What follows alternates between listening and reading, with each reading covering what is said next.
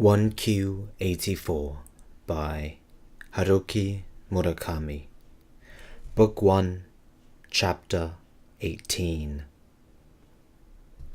Tango. No longer any place for a big brother. Komatsu phoned after the press conference to say that everything had gone well. "A brilliant job," he said, with unusual excitement. "I never imagined she'd carry it off so flawlessly. The repartee was downright witty. She was a great impression on everybody." Tango was not at all surprised to hear Komatsu's report. Without any strong basis for it, he had not been especially worried about the press conference. He had assumed she would at least handle herself well, but made a great impression? Somehow, that didn't fit with the fuka-eri, he knew. "So, none of our dirty laundry came out, I suppose?" Tango asked to make sure. "No, we kept it short and deflected any awkward questions. Though, in fact, there weren't any tough questions to speak of. I mean, not even newspaper reporters want to look like bad guys grilling a sweet, lovely 17-year-old girl. Of course, I should add, for the time being. No telling how it'll go in the future. In this world, the wind can change direction before you know it." Tango pictured Komatsu standing on a high cliff with a grim look on his face, licking his finger to test the wind direction. "In any case, your practice session did the trick, Tango. Thanks for doing such a good job. Tomorrow's evening papers will report on the award and the press conference." What was fuka-eri wearing? What was she wearing? Just ordinary clothes. A tight sweater and jeans. A sweater that showed off her boobs? Yes, now that you mention it. Nice shape. They looked brand new, fresh from the oven, Komatsu said. "You know, Tango, she's going to be a huge hit. Girl genius writer. Good looks, maybe talks a little funny, but smart. She's got that air about her. You know, she's not an ordinary person. I've been present at a lot of writers' debuts, but she's special. And when I say somebody's special, they're really special. The magazine carrying Air Crystallis is going to be in the bookstores in another week. And I'll bet you anything, my left hand and right leg, it'll be sold out in 3 days." Tango thanked Komatsu for the news and ended the call with some sense of relief. They had cleared the first hurdle, at least. How many more hurdles were waiting for them? Though he had no idea. The next evening's newspapers carried reports of the press conference. Tango bought 4 of them at the station after work at the cram school and read them at home. They all said pretty much the same thing. None of the articles were especially long, but compared with the usual perfunctory 5-line report, the treatment given to the event was unprecedented.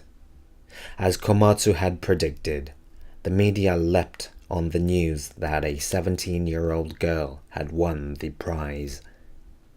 All reported that the 4-person screening committee had chosen the work unanimously after only 15 minutes of deliberation.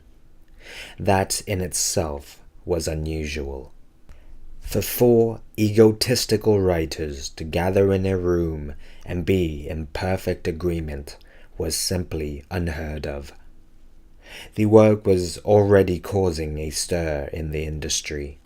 A small press conference was held in the same room of the hotel where the award ceremony had taken place, the newspapers reported, and the prize winner had responded to reporters' questions clearly and cheerfully. In answer to the question, "Do you plan to keep writing fiction?" she had replied, "Fiction is simply one form for expressing one's thoughts. It just so happens that the form I employed this time was fiction, but I can't say what form I will use next time. Tango found it impossible to believe that fuka-eri had actually spoken in such long, continuous sentences.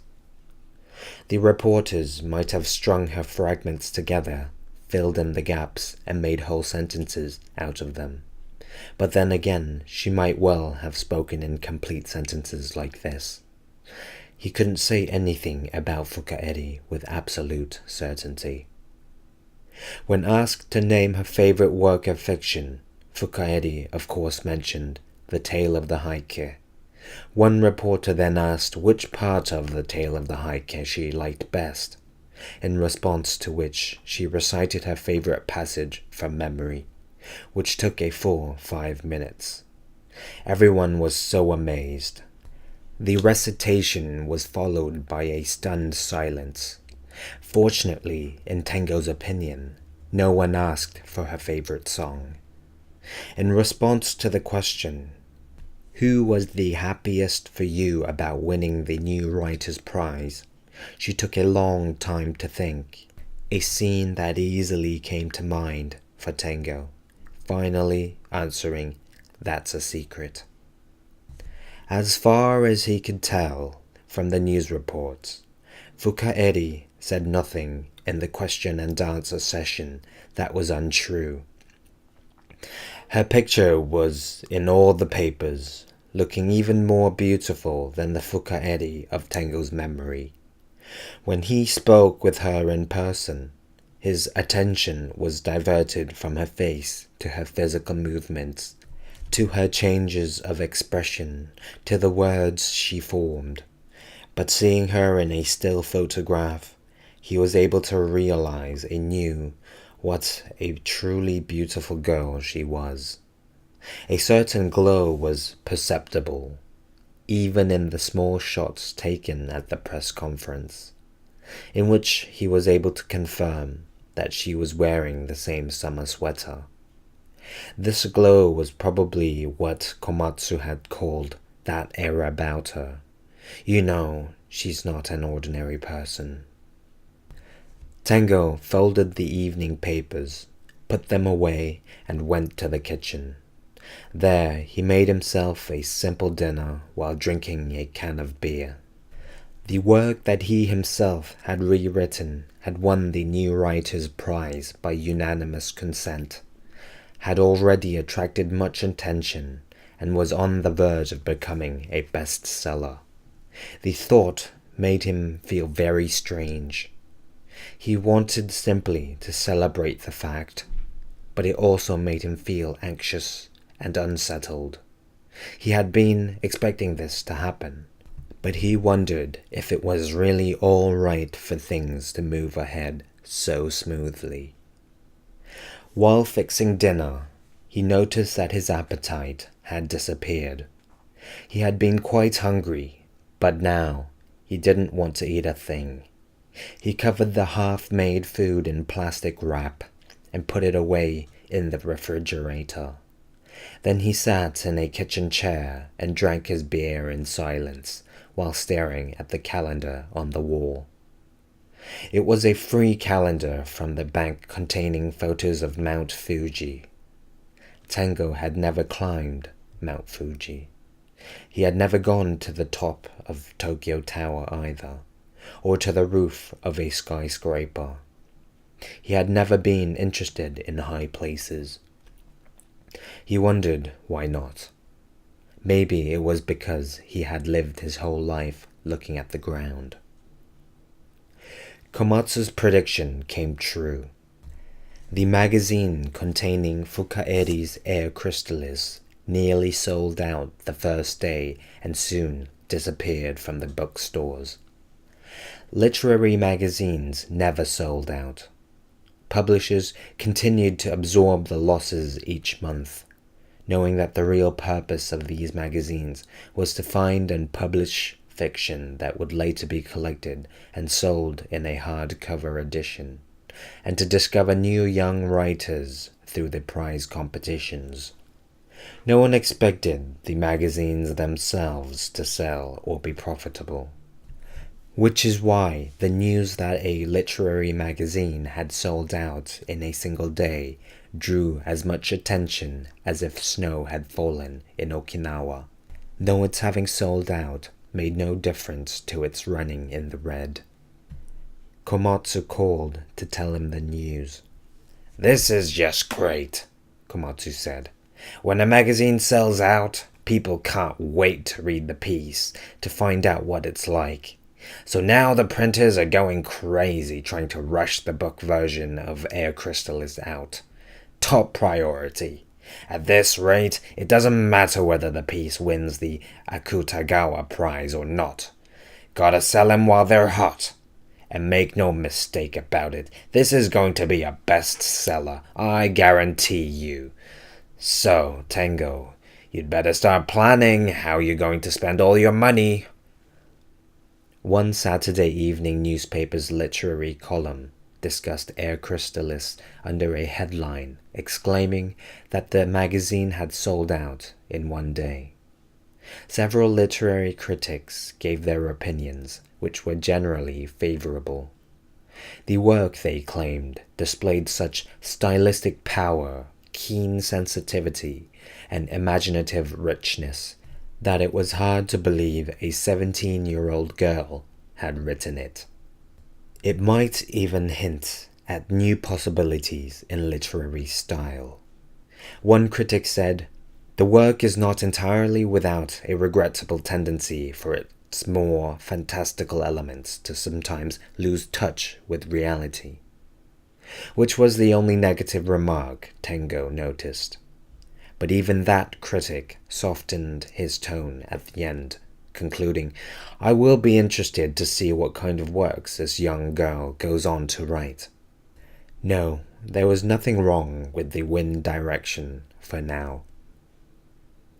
Fuka-eri called Tengo 4 days before the hardcover version of Air Crystallis was due out. It was 9 in the morning. "Are you up?" she asked in her usual uninflected way, without a question mark. "Of course I'm up," Tengo said. "Are you free this afternoon?" "After 4, any time." "Can you meet me?" "I can," Tengo said. "Is that last place okay?" Fuka-eri asked. "Fine," Tengo said. "I'll go to the same cafe in Shinjuku at 4 o'clock.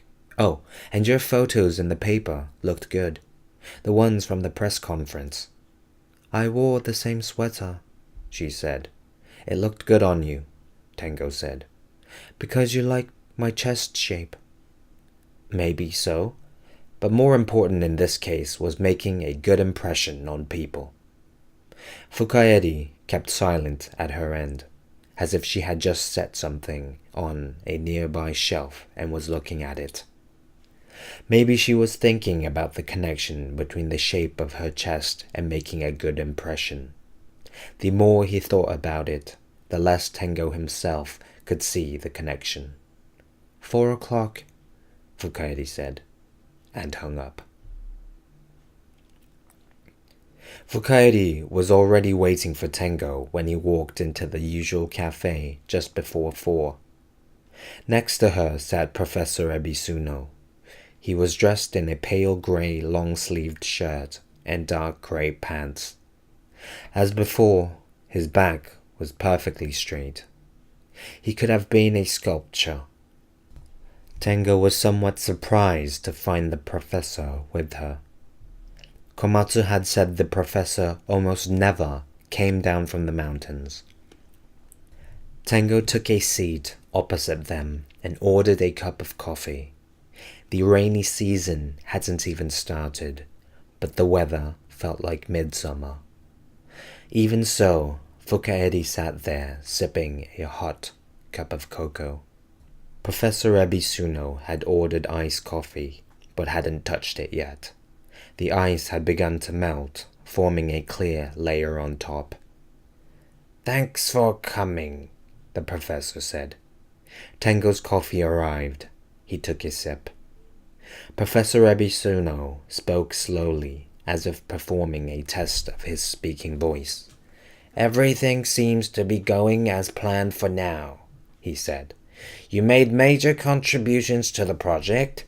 Truly major. The first thing I must do is thank you." "I'm grateful to hear you say that. But as you know, where this matter is concerned, officially, I don't exist," Tango said.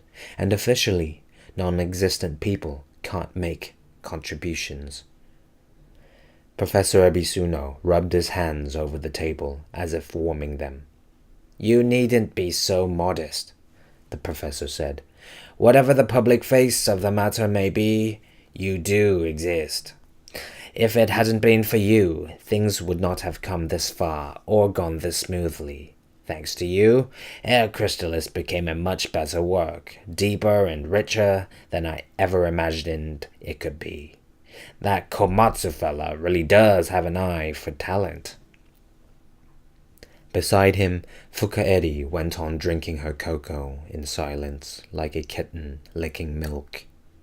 She wore a simple white short-sleeved blouse and a rather short navy blue skirt. As always, she wore no jewelry. Her long, straight hair hid her face when she leaned forward to drink. "I want to be sure to tell you this in person, which is why I troubled you to come here today," Professor Ebisuno said. "You really don't have to worry about me, Professor. Rewriting Air Crystallis was a very meaningful project for me." "I still think I need to thank you for it properly." "It really isn't necessary," Tango said. "If you don't mind, though, there's something personal I want to ask you about Eri." "No, I don't mind, if it's a question I can answer." "I was just wondering if you are Eri's legal guardian." The professor shook his head. "No, I am not. I would like to become her legal guardian, if possible. But as I told you before, I haven't been able to make the slightest contact with her parents. I have no legal rights as far as she is concerned. But I took her in when she came to my house 7 years ago, and I have been raising her ever since." "If that's the case, then, wouldn't the most normal thing be for you to want to keep her existence quiet? If she steps into the spotlight like this, it could stir up trouble. She's a minor, after all." "Trouble? You mean if her parents sued to regain custody, or if she were forced to return to the commune?" "Yes. I don't quite get what's involved here." "Your doubts are entirely justified, but the other side is not in any position to take conspicuous action either. The more publicity Eri receives, the more attention they are going to attract if they attempt anything involving her, and attention is the one thing they most want to avoid." "By they, I suppose you mean the Sakigake people." "Exactly," the professor said. "The religious juridical person Sakigake. Don't forget, I've devoted 7 years of my life to raising Eri, and she herself clearly wants to go on living with us. Whatever situation her parents are in, the fact is they've ignored her for 7 long years. There's no way I can hand her over just like that." Tango took a moment to organize his thoughts. Then he said, "So, Air Crystallis becomes the bestseller it's supposed to be, and Eri attracts everyone's attention, and that makes it harder for Sakigake to do anything. That much I understand. But how are things supposed to go from there, in your view, Professor Ebisuno?"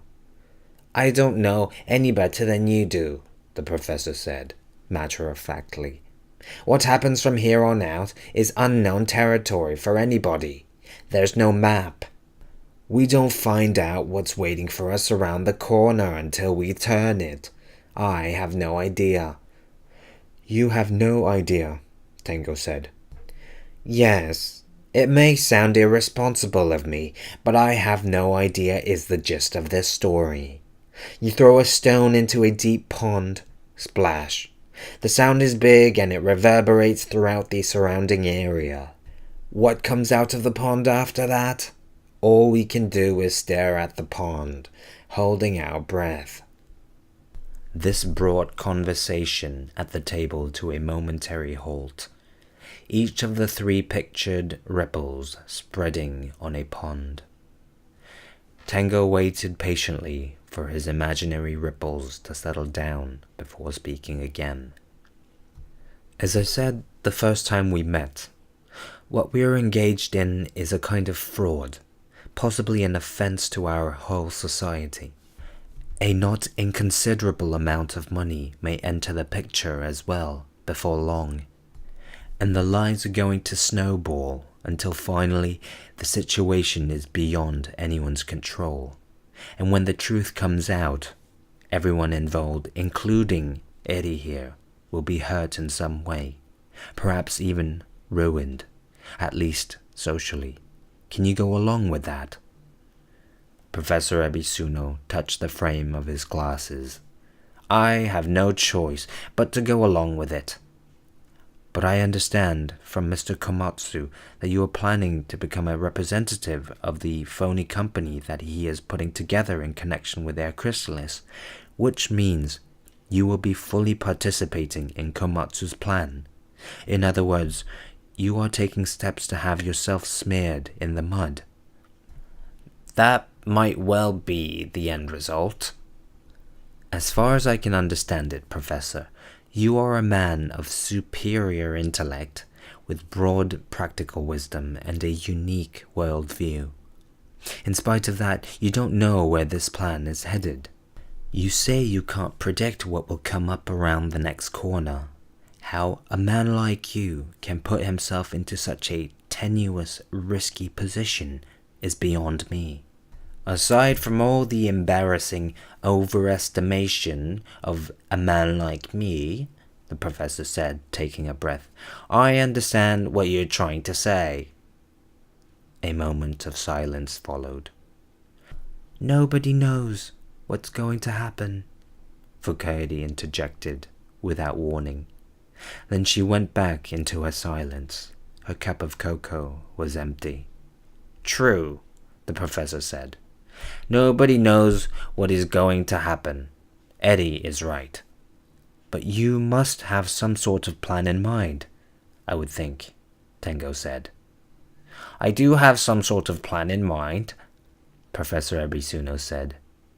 May I guess what it is? Of course you may. The publication of Air Chrysalis might lead to revelations about what happened to Eri's parents. Is that what you mean about throwing a stone in a pond? That's pretty close, Professor Ebisuno said. If Air Chrysalis becomes a bestseller, the media are going to swarm like carp in a pond. In fact, the commotion has already started. After the press conference, requests for interviews started pouring in from magazines and TV. I'm turning them all down, of course, but things are likely to get increasingly overheated as publication of the book draws near. If we don't do interviews, they'll use every tool at their disposal to look into Eri's background. Sooner or later, it will come out. Who her parents are, where and how she was raised, who's looking after her now. All of that should make for interesting news. I'm not doing this for fun or profit. I enjoy my nice, quiet life in the mountains, and I don't want to get mixed up with anything that is going to draw the attention of the public.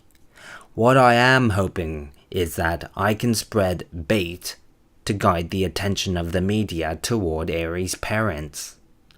Where are they now and what are they doing? In other words, I want the media to do for me what the police can't or won't do. I'm also thinking that, if it works well, we might even be able to exploit the flow of events to rescue the two of them. In any case, Fukada and his wife are both very important to me. And of course, to Eri. I can't just leave them unaccounted for like this. Yes, but assuming the Fukadas are in there, What possible reason could there have been for them to have been kept under restraint for 7 years? That's a very long time. I don't know any better than you do. I can only guess, Professor Ebisuno said. As I told you last time, the police did a search of Sakigake in connection with the Akebono shootout. But all they found was that Sakigake had absolutely nothing to do with the case. Ever since then, Sakigake has continued steadily to strengthen its position as a religious organization. No, what am I saying? Not steadily. They did it quite rapidly. But even so, people on the outside had almost no idea what they were actually doing in there. I'm sure you don't know anything about them. Not a thing, Tengo said. I don't watch TV, and I hardly read the newspaper. You can't tell by me what people in general know. No, it's not just you who don't know anything about them. They purposely keep as low a profile as possible. Other new religions do showy things to get as many converts as they can, but not Sakigake. Their goal is not to increase the number of their believers. They want healthy young believers who are highly motivated and skilled in a wide variety of professional fields. So they don't go out of their way to attract converts, and they don't admit just anybody. When people show up asking to join, they interview them and admit them selectively.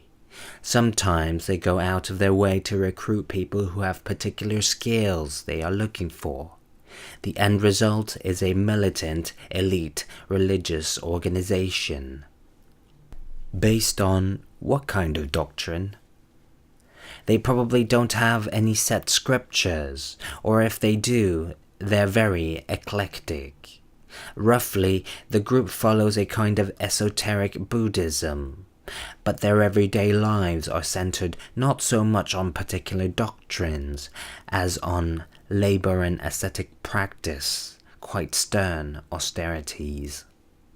Young people in search of that kind of spiritual life hear about them and come from all over the country. The group is highly cohesive and obsessed with secrecy. Do they have a guru?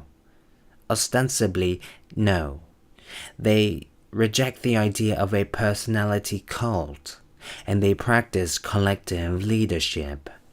But what actually goes on in there is unclear. I'm doing my best to gather what intelligence I can, but very little seeps out. The one thing I can say is that the organization is developing steadily and seems to be very well funded. The land owned by Sakigake keeps expanding and its facilities are constantly improving. Also, the wall around the property has been greatly reinforced. And at some point, the name of Fukada, the original leader of Sakigake, stopped appearing. Exactly. It's all very strange. I'm not just convinced by what I hear, Professor Ebisuno said. He glanced at fuka-eri and turned back to Tengo. Some kind of major secret is hidden inside there. I'm sure that at some point a kind of realignment occurred in Sakigake's organization. What it consisted of, I don't know, but because of it, Sakigake underwent a major change of direction from agricultural commune to religion. I imagine that something like a coup d'etat occurred at that point, and Fukada was swept up in it. As I said before, Fukada was a man without the slightest religious inclinations. He must have poured every ounce of his strength into trying to put a stop to such a development, And probably he lost the battle for supremacy in Sakigake at that time. Tengo considered this for a moment and said, I understand what you're saying, but even if you're right, isn't this something that could have been solved just by expelling Fukada from Sakigake, like the peaceful splitting off of Akebono from Sakigake? They wouldn't have had to lock him up, would they? You're quite right about that. Under ordinary circumstances, there would have been no need to take the trouble of locking him up. But Fukada would almost certainly have had his hands on some of Sakigake's secrets by then. Things that Sakigake would have found very awkward if they were exposed to the public. So just throwing him out was not the answer. As the original founder of the community, Fukada had acted as its virtual leader for years and must have witnessed everything that had been done on the inside. He must have known too much, in addition to which he himself was quite well known to the public at large. So even if Fukada and his wife wanted to renounce their ties with the group, Sakigake could not simply let them go. And so, you are trying to shake up the stalemate indirectly. You want to stir up public interest by letting Eri have a sensational debut as a writer, with Air Crystallis a bestseller. 7 years is a very long time, and nothing I have tried over the years has done any good. If I don't take this drastic measure now, the riddle may never be solved. So, you're using Eri as bait to try to lure a big tiger out of the underbush. No one knows what is going to come out of the underbush. It won't necessarily be a tiger. But you do seem to be expecting something violent to happen, I gather. True, there is that possibility, the professor said with a thoughtful air. You yourself should know that anything can happen inside homogeneous insular groups. A heavy silence followed, in the midst of which fuka-eri spoke up. It's because the little people came, she said softly. Tengo looked at her seated beside the professor.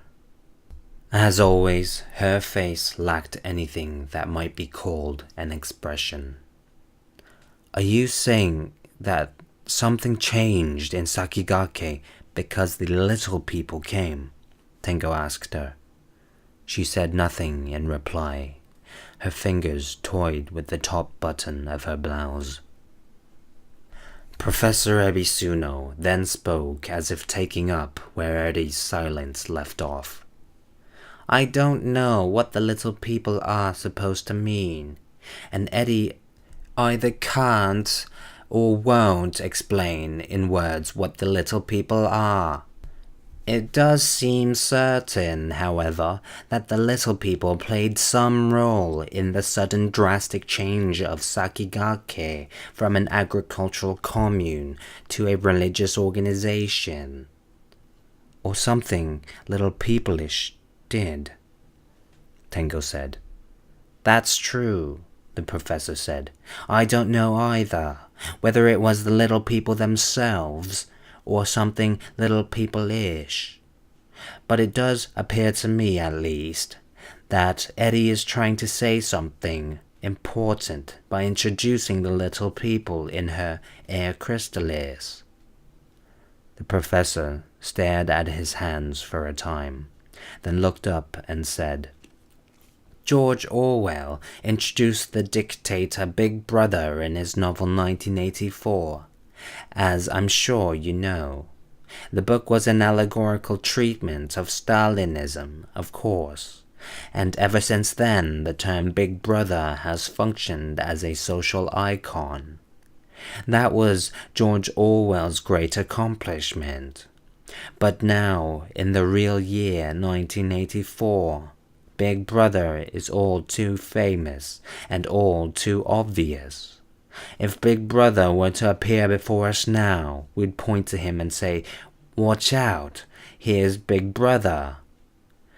There's no longer any place for a Big Brother in this real world of ours. Instead, these so-called little people have come on the scene. Interesting verbal contrast, don't you think? Looking straight at Tango, the professor had something like a smile on his face. The little people are an invisible presence. We can't even tell whether they are good or evil, or whether they have any substance or not. But they seem to be steadily undermining us. The professor paused, then continued on. It may be that if we are ever to learn what happened to Fuka-eri and his wife, or what happened to Eri, we will first have to find out what the little people are. So then, is it the little people that you're trying to lure out into the open? Tango asked. I wonder, ultimately, whether it is possible for us to lure something out when we can't even tell whether it has substance or not, the professor said, the smile still playing about his lips. The big tiger you mentioned could be more realistic, don't you think? Either way, that doesn't change the fact that Eri is being used for bait. No, bait is not the right word. She is creating a whirlpool. That is a closer image. Eventually, those at the edge of the whirlpool will start spinning along with it. That is what I am waiting to see. The professor slowly twirled his finger in space. Then he continued.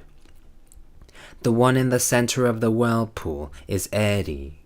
There is no need for the one in the center of the whirlpool to move. That is what those around the edge must do. Tango listened in silence.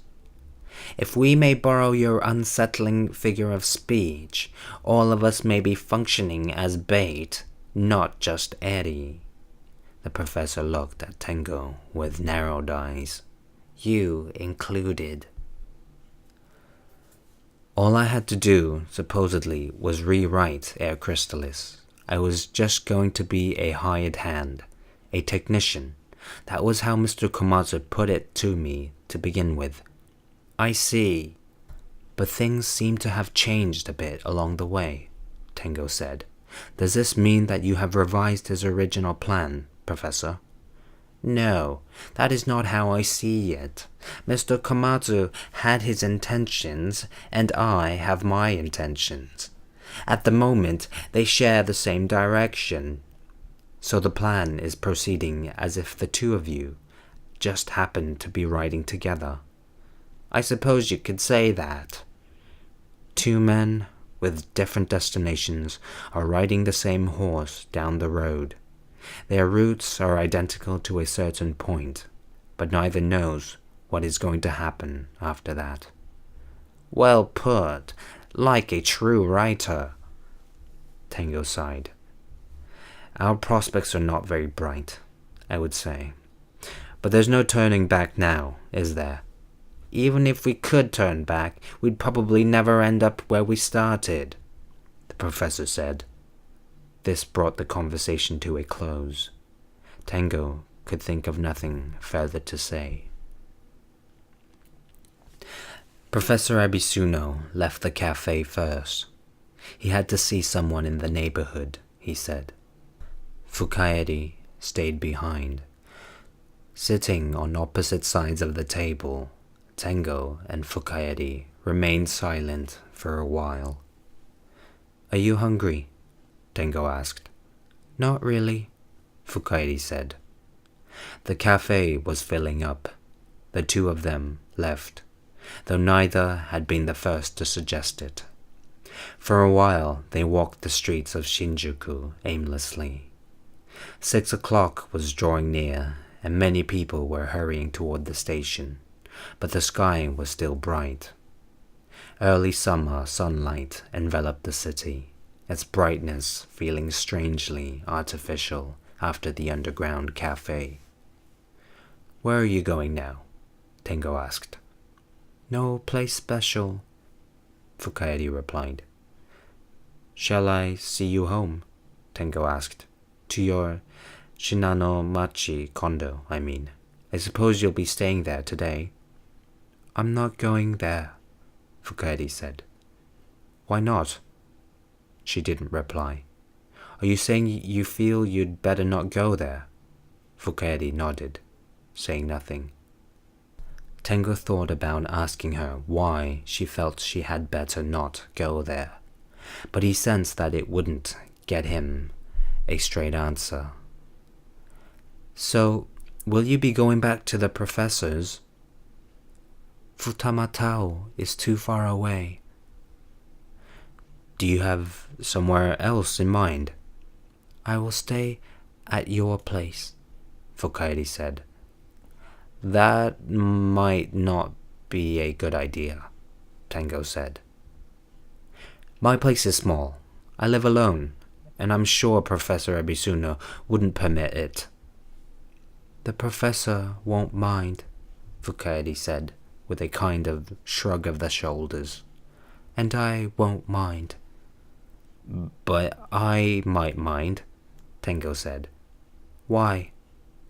"Well," Tengo started to say, but no further words came out. He was not even sure what he had intended to say.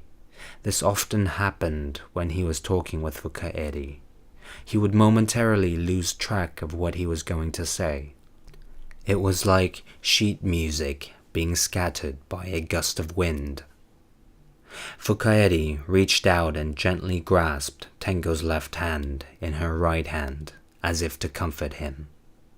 "You don't get it," she said. "Don't get what?" "We are one." "We are one?" Tengo asked with a shock. "We wrote the book together." Tengo felt the pressure of Fuka-eri's fingers against his palm. It was not strong, but it was even and steady. "That's true. We wrote Air Crystallis together, and when we are eaten by the tiger, we'll be eaten together." "No tiger will come out," Fuka-eri said, her voice unusually grave. "That's good," Tengo said, though it didn't make him especially happy. A tiger might not come out, but there was no telling what might come out instead. They stood in front of Shinjuku Station's ticket machines. Fuka-eri looked up at him, still gripping his hand. People streamed past them on both sides. "Okay, if you want to stay at my place, you can," Tengo said, resigning himself. "I can sleep on the sofa." "Thank you," Fuka-eri said. Tengo realized this was the first time he had ever heard anything resembling polite language from Fuka-eri's mouth. No, it might not have been the first time, but he could not recall when he might have heard it before. End of chapter.